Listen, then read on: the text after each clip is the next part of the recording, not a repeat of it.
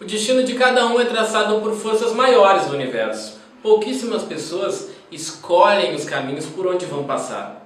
A minha entrevistada de hoje escolheu inclusive seu nome, Thaís. O significado? Aquela que deve ser contemplada. E eu convido você a contemplar os ensinamentos e a opinião de Mãe Thaís do Chapanã. Mauaê, beru maleodo. Mauaê, beru maleodo. Mauaê, beru maleodo. Mauaê, beru maleodo. Mauaê, beru maleodo. Mauaê, beru maleodo. Mauaê, beru maleodo. Mauaê, beru maleodo. Mauaê, beru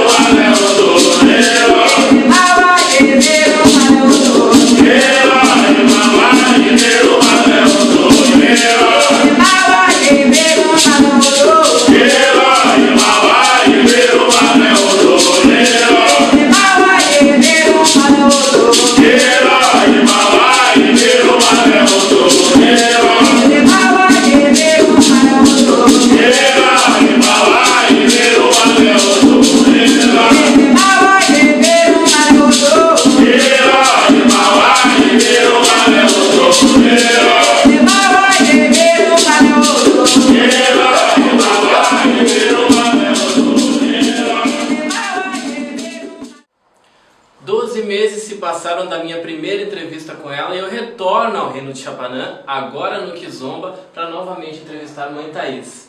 Mãe, obrigado por nos receber novamente. Sejam bem-vindos sempre. Bom, vamos já direto falar desses 12 meses. Me entrevistei, uma entrevista que repercutiu até internacionalmente. E agora, passaram-se 12 meses, o que mudou aqui no Reino e na Mãe Thaís? No Reino propriamente dito, eu consegui concluir todas as obras e as reformas que eu considerava prioridade. Com a bênção de Olorum, né, dos meus ancestrais, do Pai Oxalá, Abalaré, e do Pai Oxalá Elefã, que é o orixá que hoje me guia junto com o Pai Cleon, eu consegui sim alcançar os objetivos os quais eu almejava para melhor acomodação e para expandir o espaço físico do reino. Então mudou bastante, eu estou bem feliz, a ajuda dos meus filhos foi imprescindível, eu tive a ajuda de todos, dos que moram no Brasil, dos que moram fora, eles foram complacentes e companheiros comigo para que nós conseguíssemos realizar essas últimas reformas, né? Eu ainda tenho mais um sonho para ser realizado na estrutura física do reino, que é um alojamento para no mínimo 40 pessoas, que ele vai ser realizado nos primeiros meses de 2018. Essa é uma das últimas reformas que para mim são consideradas importantes na área física do reino. Com relação à Mãe Thaís, eu acho que com a conclusão de todas essas coisas consideradas importantes, de poder acomodar os meus filhos bem, de poder oferecer para eles o que eu considero essencial, que é uma boa cama, que é um bom chuveiro para que eles possam se lavar no final das obrigações.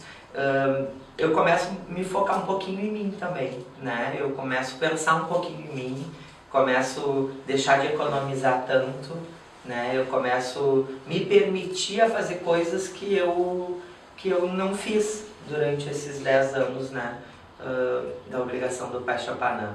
Já consegui fazer algumas viagens de lazer que eu ainda não tinha me permitido e eu espero que daqui por diante eu consiga me focar um pouquinho em mim também. O Pai Chapanã, eu já consegui dar para ele aquilo que eu considerava importante, que era um teto, né, que era para que a gente pudesse seguir para o resto da vida com tranquilidade, trabalhando sim, fazendo o melhor sim, mas com a segurança de a gente ter onde morar e ter como oferecer para os filhos um espaço digno para se fazer religião. Tá certo, mãe. Quando eu estava no outro canal, a senhora me deu uma entrevista e falou muito sobre a sua história, né?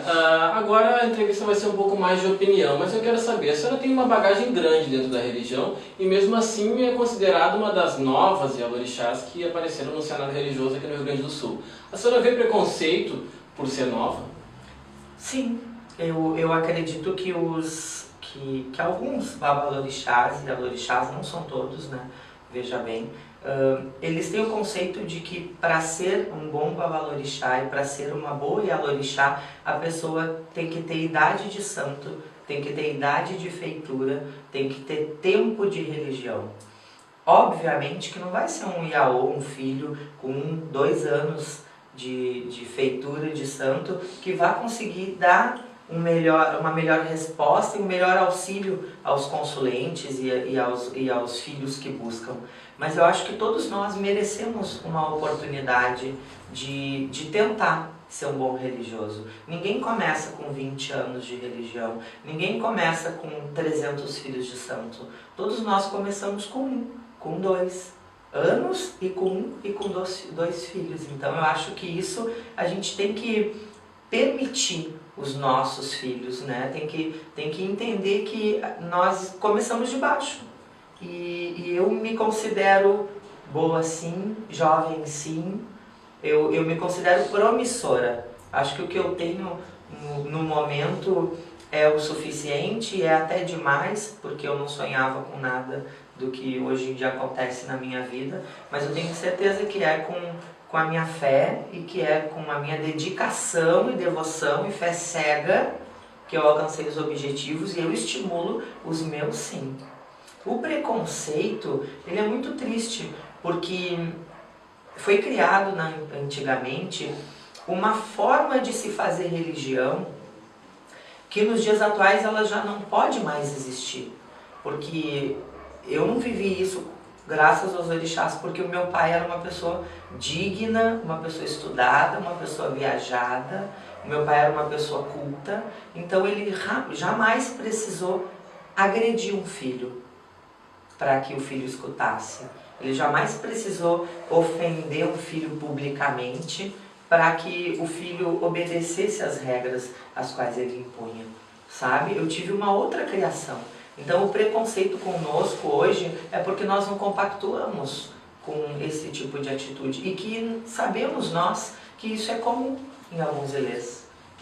Se ouve falar muito entre que os babalorixás e alorixás agrediam seus filhos com vara de marmelo, agrediam seus filhos com palavras, humilhavam, faziam a acará de fogo como teste para os orixás e também para castigar as pessoas por algum erro.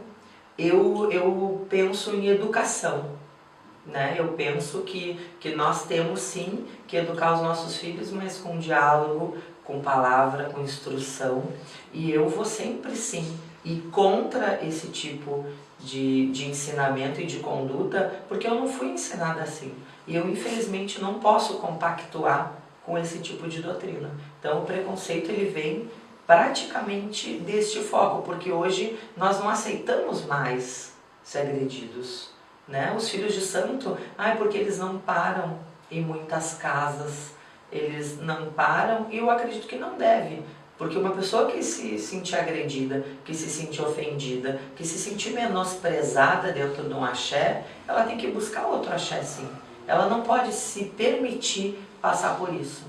Então eu e tantos outros babalorixás e alorixás, nós somos sim menosprezados porque nós não compactuamos com esse tipo de conduta e infelizmente, né, nós não agradamos a todos. Essa é a minha conduta e se é por este motivo que eu vou ser vítima de preconceito, eu só lamento.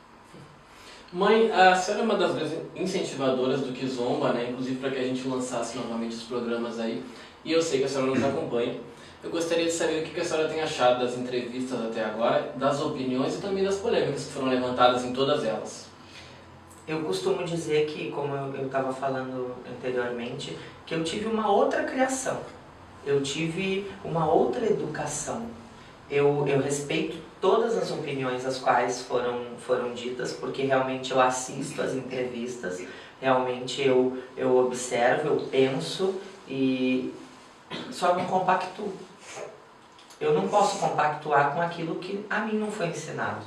Eu não posso compactuar com aquilo que não foi a minha doutrina. Eu vim de uma família, como eu disse na outra entrevista, católica não praticante, e o meu pai disse para mim, tu quer ser desta religião, porque ele não sabia nem o nome, né? Tu vai ser, mas quando tu tiver o teu dinheiro, quando tu trabalhar e tu tiver como comprar aquilo que é exigido e que é necessário para que tu realize esse culto.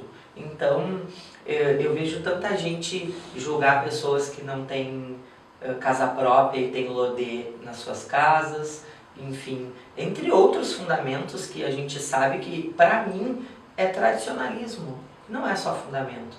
Porque os escravos tinham casa própria, os pobres, a maioria tem casa própria, aqueles paupérrimos, e a gente tira o direito deles cultuar o orixá, porque eles não têm condições econômicas de ter uma casa própria.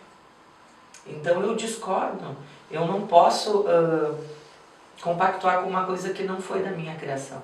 Essa casa, com a bênção do Pai Oxalá, ela foi comprada do milho, porque o orixá me deu condições para que eu hoje estivesse aqui. O meu lodê, quando a minha casa era alugada, ele ficava numa casinha de cachorro, porque foi o que o meu dinheiro podia comprar naquele momento. E ele com certeza respondia na minha vida, no entanto que eu estou aqui. A promessa que eu fiz para o lodê durante todos os 4 anos que eu fiquei nessa casa foi que quanto mais ele me desse, mais eu ia poder oferecer para ele. E hoje eu pude oferecer uma casa com 2,30 metros de altura e 1,80 de largura, de material, alicerçada, da forma que eu achava digno, que eu entendia que isso era para ele. Mas eu, quando eu não tinha essa casa, ele foi para dentro de uma casinha de cachorro, que muitas vezes chovia dentro. E era assim uma casa alugada, era assim, entre outros fundamentos que são discordados por aí, independente das nações, a minha realidade é outra. Eu comecei muito de baixo mesmo, com 6 prateleiras de madeira de pinos pintadas com verniz. E hoje eu posso receber os meus amigos numa casa que todos se sentem bem confortáveis. Tá certo, nós vamos continuar falando com a Mãe Thaís no próximo bloco, e agora você fica aí com os apoiadores aqui do Kizomba. E se você quiser apoiar também nosso programa, o contato está passando aí no rodapé. Venha fazer parte desse projeto que leva a religião de matriz africana de forma positiva adiante.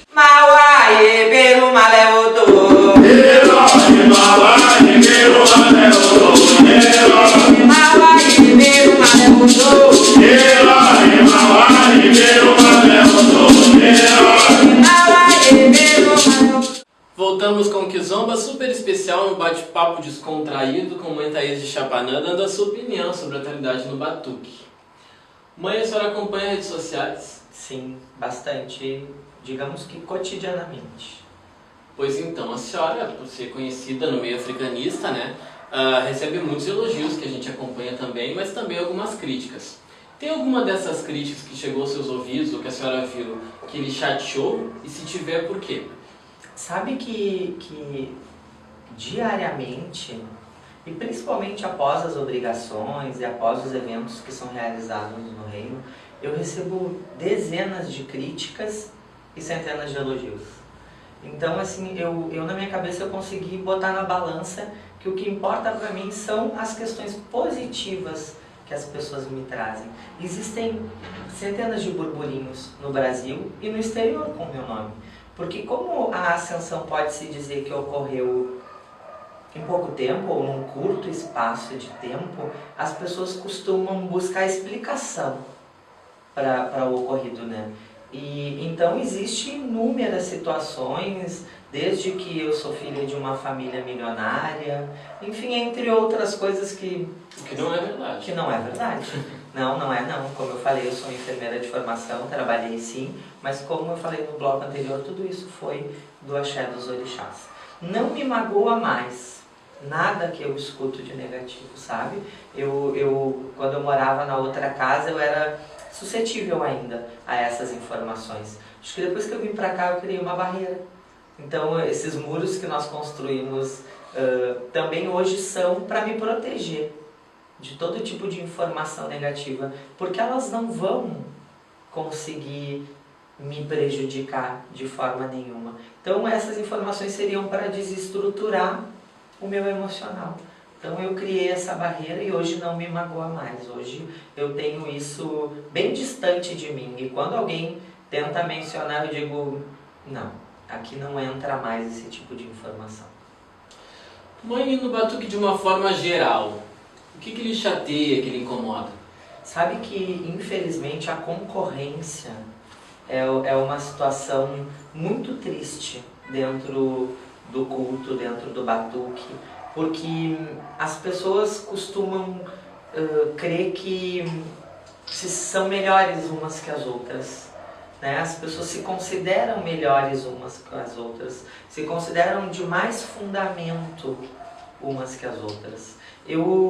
Para mim não existe o fundamento errado, não existe o melhor fundamento, não existe o mais poderoso. Para mim, toda pessoa que realiza qualquer ritual e com o seu fundamento, desde que tenha verdade dentro do coração, amor e se dedique para aquilo que está fazendo, ela é boa sim, ela é maravilhosa sim e com certeza ela vai ter resultados. Então a concorrência dentro do batuque hoje em dia é triste. As pessoas se equivocam a pensar que são os melhores, porque o melhor é o para cada um, né?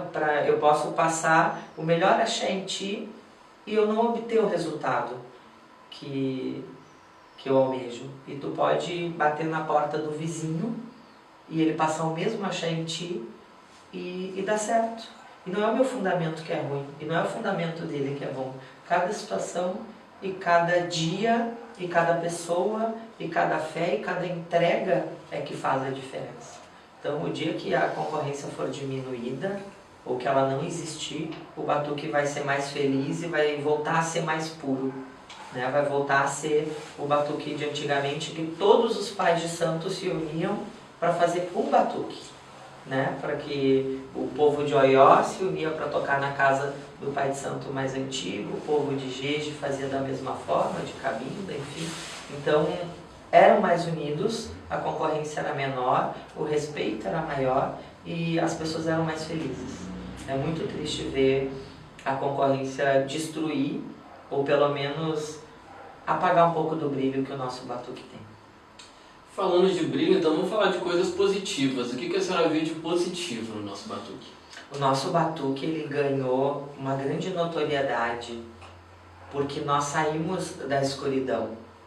Hoje nós não precisamos mais fazer batuque às 3 da manhã porque a polícia podia intervir, né? Hoje nós podemos fazer batuque na praia, nós podemos fazer um ebó no cruzeiro, nós podemos levar o orixá a lugares mais longes, né? Nós podemos hoje levar os orixás com mais brilho também.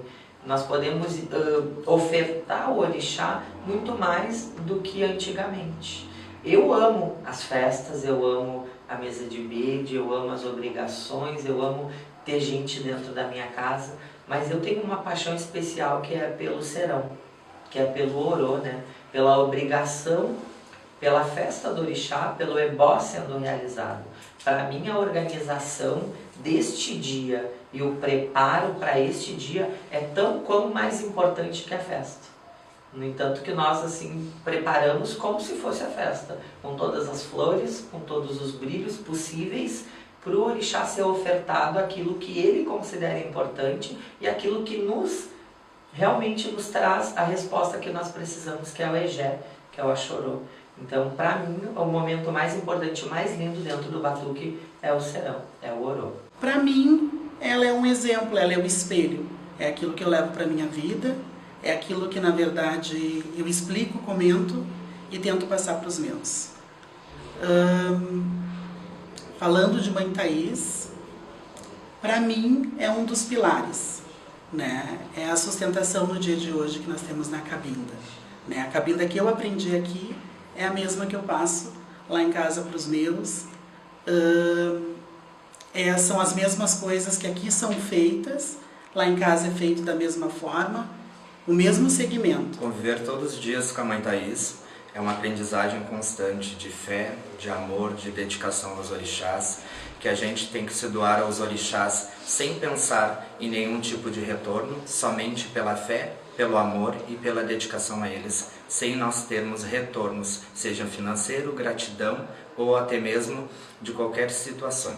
Que eu transmito muito aos meus filhos, e também não só eles, mas a todos que vão até a minha casa e que de alguma maneira chegam lá, é que eu digo que a minha mãe ela vem para fazer diferença nesse momento, onde o nosso culto e a nossa religião de matriz africana ela vem se perdendo sim. E a culpa não é dos mais antigos, a culpa não é, enfim, propriamente dos praticantes, né? Mas a culpa é sim dos novos sacerdotes, dos sacerdotes que vêm e que vem sendo feito, inclusive onde eu me enquadro, né?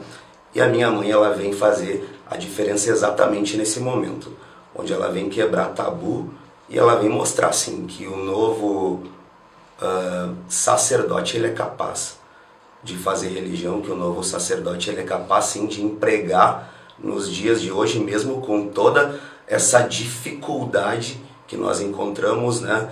Ele é capaz de empregar sim aquilo que nos foi passado, nos foi ensinado. Eu digo que a minha mãe veio para construir sim, nos anos que nós vivemos, um novo batuque e contar uma nova história a partir de agora, porque o passado nós já sabemos. Os nossos ancestrais, aqueles que já nos antecederam, que já viveram, que já passaram por aqui, eles já deixaram suas boas sementes, né? E cabe a nós, nesse momento, escrever uma nova história. Mãe, a senhora acabou de me falar do que a senhora acha mais bonito. E o que lhe emociona? Que ritual lhe emociona no batuque e por quê? Eu fui iniciada da forma correta dentro do batuque, né? Porque hoje em dia é comum as pessoas pularem etapas dentro da feitura, dentro da iniciação. Eu fiz então um ritual de mieró, de aribibó, obori de aves, obori de angulistas, alguns oboris de angulistas, não foi um só, até que o meu babalorixá me aprontou. Mas eu tenho um carinho especial e lembranças especiais dos meus boris de angulistas. Acho que por ter essa ligação com a nossa ancestralidade também, porque o coquém, né, a angulista, que tem inúmeros nomes, mas nós usamos assim, a galinha da Angola, ela é originária da África, de Angola. Então, assim, nós temos que sentir essa presença, né, do culto africano dentro de nós. Eu creio que é de suma importância e me emociona muito esse ritual, né? Ele é feito de uma forma diferente, ele tem o principal objetivo em reestabelecer a saúde, seja espiritual ou física, do iniciado. Ele te reconhece como feito no santo. Para mim, além de me emocionar, eu considero ele um dos mais importantes dentro da feitura dos orixás, né? Principalmente pela ave, né? Que ela traz toda essa essência do orixá para dentro do nosso culto. E também a forma que esse ritual é feito pelos oriquins, pelas rezas que são cantadas. Enfim, ele tem toda uma essência diferente e especial, e é o ritual que mais me emociona e que mais me lembra a minha iniciação e todo esse processo que para mim foi incrível. E a senhora pode cantar alguma dessas rezas pra gente? Sim, nós temos duas rezas que fazem parte do ritual, além da reza do Ori, porque nós cantamos também para passar o Ori na cabeça, né, para abrir esse portal que para nós é o nosso Ori.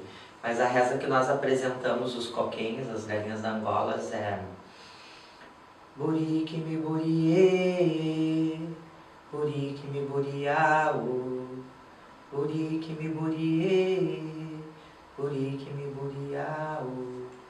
Depois da galinha ser ofertada, ser apresentada, no momento da imolação, da sacralização, nós cantamos uma reza que, durante o sacrifício de ambas, porque nós usamos um casal, né? Porque para nós o Ori ele não tem sexo, o Ori ele é assexuado, né? Então nós usamos um casal, o macho e a fêmea, nós cantamos o tempo inteiro a mesma reza para imolar, que é Ashire Boritoyo, Obori Atayo, Ashire Boritoyo, Obori Atayo. Somente depois da sacralização das duas aves sagradas que nós sacralizamos as aves respectivas por orixá que rege aquela cabeça. E aí sim, são galos e galinhas e pelo final, né, o casal de pombos.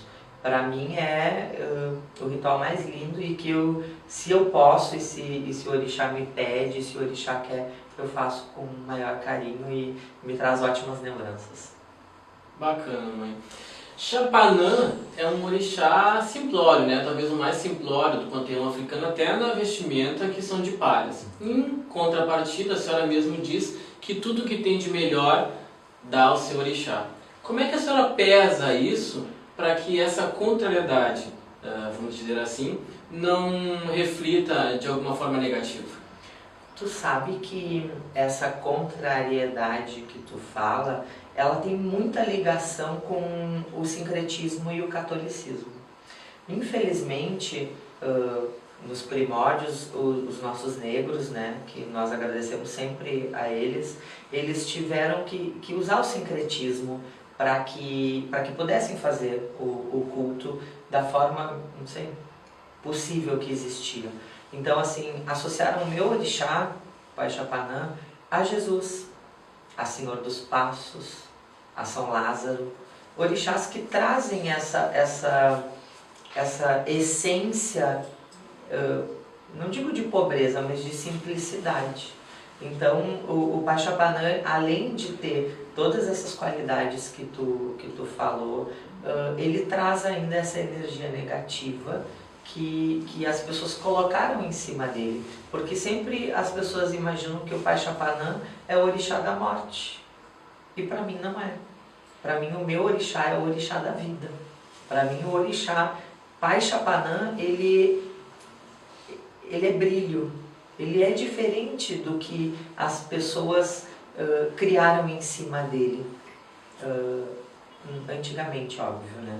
Mas às vezes falta um pouquinho de cultura das pessoas, porque não é porque eu creio numa fé cega, porque eu creio numa fé cega, eu acredito no meu Pai de olhos fechados, que eu não vou buscar entendimento do meu culto, que eu não vou buscar esclarecimento do meu culto. Vou citar um Itã rapidinho para ti, que é uma lenda, né, que fala sobre o meu orixá, que diz que a mãe dele, a mãe Iemanjá, que é a mãe de todos os orixás, ela em determinada festa ofertou a todos os seus filhos algo de valor. Então chamou Oxum e a ela deu ouro. Chamou Bará e a ele ela deu os búzios, que era a moeda, né, na África. Chamou Obá e a ela deu cobre. Chamou Iemanjá, Ossi, que é a mais jovem de todas, e a ela deu a prata. Então, assim, para todos ela conseguiu dar algo de valor que tornasse esse orixá também rico. E quando chegou no Pai Chapanã, ela pensou e se lembrou que ela tinha uma riqueza no fundo do mar, que eram as ostras. E que dentro delas tinha uma joia, que eram as pérolas. Então ela, para compensar a demora e para ofertar ao seu filho, que ela tanto amava, ela ofertou todas as ostras do mundo e do mar, tornando ele um rei de pérolas, tornando ele o rei Joolu, que assim é chamado em Yorubá, que ele é o rei de todas as joias provenientes do mar, que são as pérolas. Então o Pai Chapanã, ele se tornou o orixá mais rico do panteão africano. Ele se tornou o orixá que tem o maior número de joias, porque esse orixá, essa ostra, ela produz joias abundantemente. Então eu me apego muito nesse Itã, porque eu sou filha dele, eu não sou a mãe, né? Mas sempre que eu posso ofertar a ele tudo que é de mais lindo, de mais caro, eu me lembro da mãe Iemanjá, porque eu acho que não é porque ele é simples, não é porque ele é um orixá que hoje optou por viver desta forma, com esta roupa, porque ele já não é mais feio, ele já não é mais leproso, ele já não é mais machucado, que ele tem que viver sem o luxo e sem todo esse brilho que os outros orixás têm.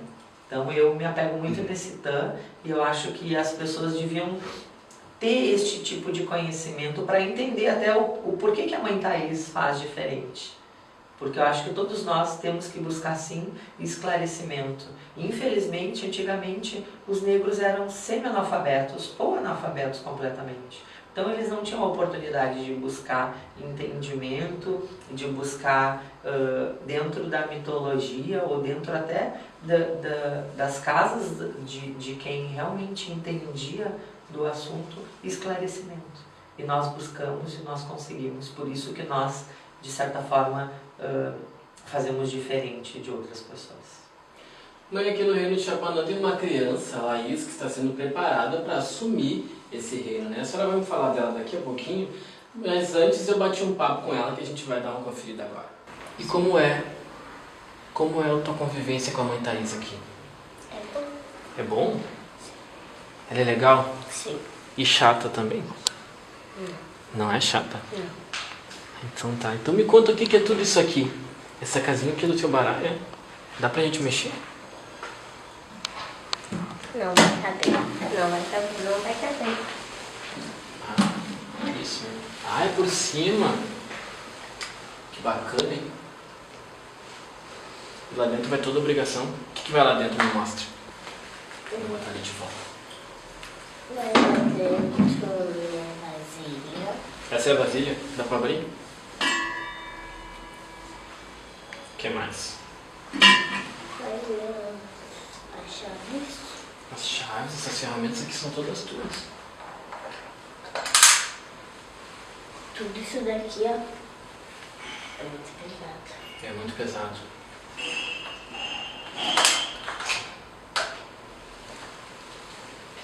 E aqui o que mais é?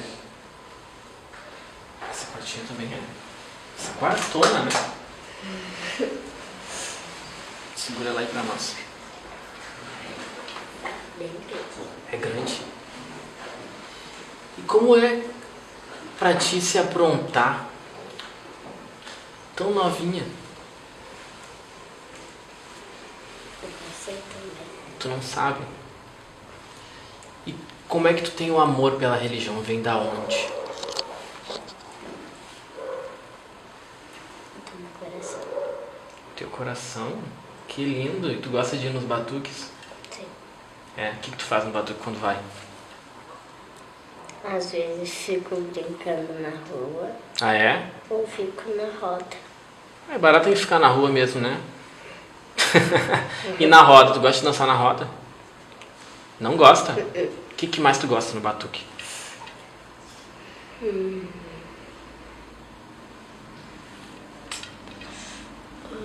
Os orixás.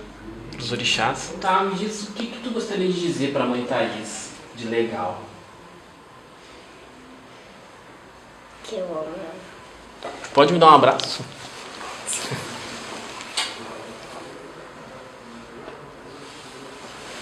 Boa obrigação pra ti, tá bom? Mãe, nós vimos aí as imagens da minha conversa com a Laís em frente ao seu quarto de santo. Por que a escolha dela tão jovem para se aprontar tão cedo? Tu sabe que não foi bem uma escolha, né? Os orixás, eles vão conduzindo a nossa vida dentro do religioso, de forma que nós temos que ir se adaptando com o que aparece. A Laís, desde os 3 anos de idade, a Laís, sem conseguir falar muito, dizia: Dinda, eu sou do vermelho, né? Ela dizia. E era meu sonho que ela fosse do Pai Chapanã ou do Pai Oxalá, né?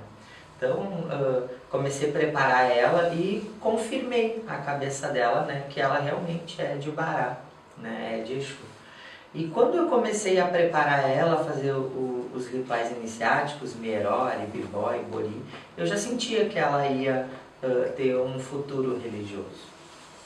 E a gente sabe que quanto mais egé, mais força, mais obrigações é feita, seja numa pessoa ou em um ocultar, mais forte e mais firme esta obrigação ela é considerada e ela traz respostas para a vida da gente. Então, assim, a Laís, eu optei por preparar ela, por aprontar ela neste ano, né, que ela já cumpriu os rituais iniciáticos, para que o dia que eu não esteja mais aqui, que eu não permita que seja daqui muitos anos, ela realmente tenha força espiritual para levar essa casa.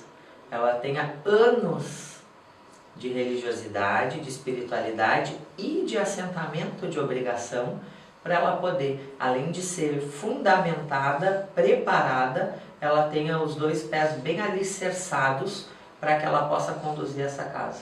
Que eu acredito que eu vou ter 80 anos e ela 40 de obrigação assentada, eu acho que aí a gente consegue ter uma boa religiosa que vá manter essa casa de religião em pé por mais uma geração. E ela acompanha sempre em todos os rituais? Em todos os rituais. A Laís, desde os 5 anos de idade, ela começou a acompanhar todas as obrigações. Quando ela está cansada, ela sobe, vai descansar. A gente respeita, assim, né, a agenda dela em função da escola, porque eu quero que ela seja uma pessoa inteligente e estudiosa, mas ela está sempre em todos os momentos, aqui no reino e fora do reino. Ela nos acompanha sempre que possível. Inclusive ela está acompanhando a gravação aqui quietinha ali, me admirando. Falando em admiração, pela sua admiração com o Paixapanã, esse ano a senhora está fazendo vários batuques, né, vários eventos, vamos dizer assim, durante o ano. Fala um pouquinho sobre cada um deles para nós. Eu joguei e o Paixapanã disse que queria que fosse um ano diferente. Né? Nas vésperas de encerrar o ano de 2016, eu joguei e o Paixapanã me mostrou que eu podia fazer um ano diferente. Então eu gostaria de ter tocado e de tocar 10 festas em homenagem aos 10 anos. Mas a minha agenda aqui no Brasil e fora dele me tornou isso impossível. Né? Então eu consegui organizar dentro da minha agenda e da agenda de compromisso que eu tenho com os filhos de casa aberta e com os filhos que eu tenho fora do Brasil, 8 festas. Então, nós iniciamos no Réveillon, que foi o Réveillon em homenagem ao Pai Oxalá, que é o regente desse ano, em especial ao Pai Oxalá Talabi, que é o meu terceiro orixá, que é para nós o de suma importância, assim como o orixá da nossa cabeça, porque às vezes nós somos muito mais reflexo da nossa passagem, por assim dizer, do que propriamente do nosso orixá de cabeça. Então, inclusive até teve um momento lindo do xerê, que os filhos da casa ofertaram 32 pombos ao Pai Oxalá. Foi um momento incrível assim, e esse foi o primeiro toque iniciando as festividades. Logo em seguida, no dia 28 mesmo de janeiro, era o meu aniversário.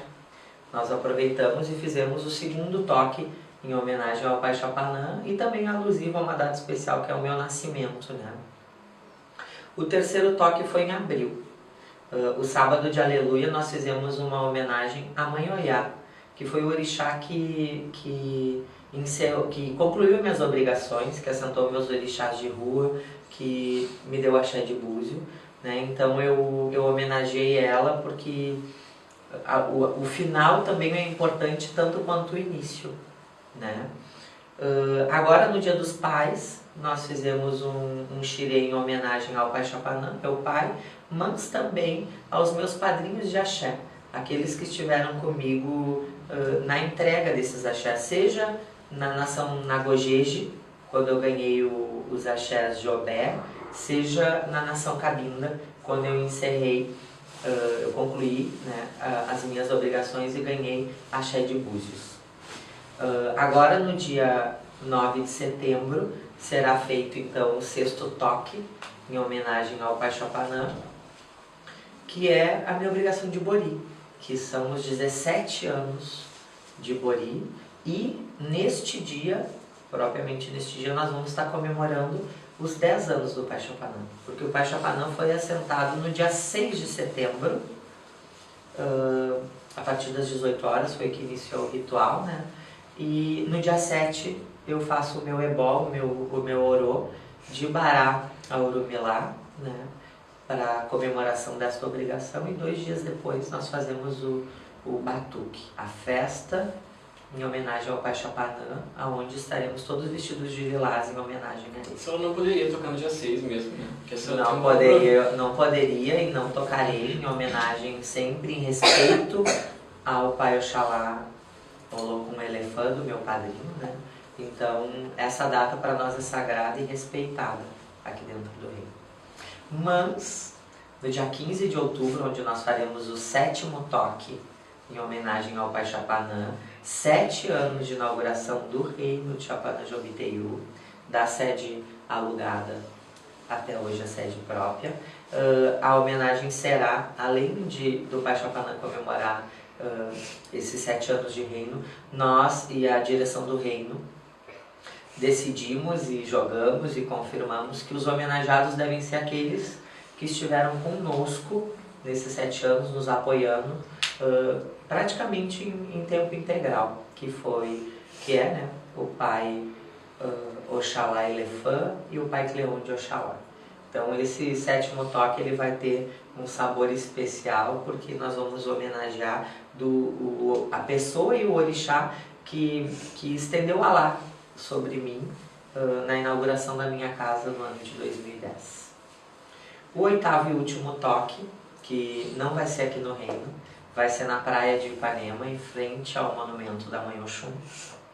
Será em homenagem ao Pai Oxalá Obokun Abalaré, que é o orixá que me fez, o orixá que me deu e me entregou esta obrigação, a qual vai me acompanhar pela vida e pela eternidade. Ele será homenageado lá, então nós vamos fazer um xirê com início às 20 horas e encerramento à meia-noite, total e exclusivo em homenagem a ele, pela importância que ele teve na minha trajetória religiosa, por me acompanhar desde os 14 anos de idade, por ter sido meu padrinho, meu avô e depois se tornou meu babalorixá. Esses são os 8 toques que nós faremos em homenagem ao Pai Chapanã e com o segundo motivo aos orixás e às pessoas importantes ligadas ao reino de Chapanã. Mãe, tantas festas me lembra muita gente e muita gente me lembra seus filhos, né? Pelo que eu acompanho nas redes sociais, a senhora tem muitos. A senhora sabe quantos tem? Só um momentinho que eu vou pedir o livro de registro para as meninas. Quando eu inaugurei a casa em 2010, eu acreditei que seria melhor nós termos algum tipo de registro fidedigno, assim, de quem as pessoas são, quais seus nomes de registro, data de nascimento, os orixás que são diretamente ligados a essas pessoas, as primeiras diginas dos seus orixás, enfim, as datas importantes como Aribibó, Mieró, Obori, Apronte. Então eu criei esse livro de registro. Hoje nós já temos 2, né? Já estamos como se fosse uma ata. É como se fosse uma ata. Mas nós temos todos os dados que são importantes de cada pessoa. O reino de Chapanã hoje, ele tem registrados pessoas que são iniciadas. Então, consideramos a partir do Mieró. 354 pessoas registradas até o dia de hoje, né? São muitos, sim, são mais de 40 filhos de casa aberta. Então hoje, totalizando a família, são mais de 1000 pessoas. Então em uma festa do reino, por mais que não conseguimos nós trazer toda a família, grande parte dela está presente. Na maioria das vezes nós temos que sair de dentro do salão para que as nossas visitas possam ficar melhor acomodadas. Há pouco tempo a senhora tocou um xirê, não me recordo se foi aqui ou fora daqui, de que fez uma obrigação inteira só com seus filhos. Em junho foi essa obrigação, o toque da Mãe Obá. A gente fez assim, uma festa só com a nossa família, porque infelizmente a gente não consegue acomodar todo mundo, então se não é para também dar atenção devida para cada um, a gente prefere não abrir, né? Fazer uma obrigação menor e deixar para algumas outras datas o momento de abrir a casa para todos. Mãe, na nossa primeira entrevista, a senhora me falou de uma cartilha que existe aqui, aonde diz as regras, o que se deve, o que não se pode fazer, e depois a pessoa decide se fica na casa ou não. né? Se a senhora pudesse colocar um item na cartilha de todas as casas de religião hoje, que item seria esse? Não chega a ser uma regra, mas sim uma pergunta. Na capa, inclusive, deveria ter essa pergunta. Para entregar o iniciado, perguntando a ele qual o objetivo dele dentro desta religião e dentro desta casa de religião. Eu acho que a resposta deste religioso, dessa pessoa que almeja integrar essa família, ela já vai te dar um norte para tu saber qual é o perfil desta pessoa e quais são as intenções dela junto à tua família. Porque, infelizmente, assim como existe muita frustração dos filhos de santo com alguns babalorixás e alorixás, conosco também passa o mesmo. As pessoas muitas vezes elas vêm à nossa casa em busca do Porto dos Milagres, em busca de tirar proveito do axé que existe dentro de cada uma dessas casas. Então, para que nós pudéssemos identificar a necessidade, os anseios e os sonhos, e até mesmo as frustrações e as angústias que essa pessoa traz, seria interessante nós ouvirmos o que essa pessoa traz, o que essa pessoa almeja, para que aí sim a gente possa optar por aceitar ou não essa pessoa dentro da nossa casa. Tá certo, mas antes de fazer a última pergunta, quero entregar um presente, vou pedir para a produção me entregar aqui, que é um mimo, né, que nós ganhamos dos nossos patrocinadores aí para lhe passar, um da Brilhantes Biju e o outro da Arte e Axé. Espero que a senhora goste, quero que a senhora abra pra gente. Brilhantes Biju. Bom, então em nome do Reino de Chapanã, em meu nome, em nome dos orixás, eu desejo que esses presentes, que esses mimos possam ter reflexo positivo na vida de cada um que nos presenteou, que o Orixabará principalmente, né, possa destrancar os negócios de cada um deles, possa levar a oportunidade para a vida de cada um deles. Isso da Arte e Axé. Que lindo. A esse menino que mandou, que eu vi na entrevista do meu padrinho anteriormente, que esses três símbolos, né, que é o surdo, o mudo e o cego, possam simbolizar para ele aquilo que ele precisa ser sábio e saber usar quando não quer ouvir, quando não quer enxergar e quando não quer falar. Porque tem momentos da vida da gente que nós nos anularmos, nós nos fingirmos de cego, nós nos fingirmos de surdo, é necessário para a nossa evolução e para o nosso crescimento. Para todos nós, né? Não só para ele. Olha só, mãe. Se a senhora... Vou segurar aqui para a senhora. Se a senhora pudesse dizer em palavras quem é Chapanã Juteyu, o que a senhora diria? Recentemente eu terminei de editar o convite da grande festa anual, né, em outubro, e uma das frases que eu usei nesse convite diz assim: Chapanã é pobre, é feio, é velho, é doente, é rico, é lindo, é magnânimo. Chapanã é preto, é homem. Chapanã é Obaluaê. Chapanã é Cavungo. Chapanã é Orixá. E aqui nessa casa, Chapanã é rei. E ele é o que eu tenho de mais lindo e mais importante dentro de mim. Porque o Orixá, ele nunca incorpora. O Orixá, ele não habita de fora para dentro. O Orixá, ele está dentro de todos nós. O Orixá, ele habita o ser humano. O Orixá, ele é parte de nós, se não um todo. Então, o que eu podia dizer para ele, eu digo todos os dias e todas as quarta-feiras, quando eu desço e vou bater minha cabeça, que eu amo ele e que eu não sou grata pelo que eu tenho. Eu sou grata por quem ele me tornou. Porque ele é o que eu nunca imaginei que ele fosse.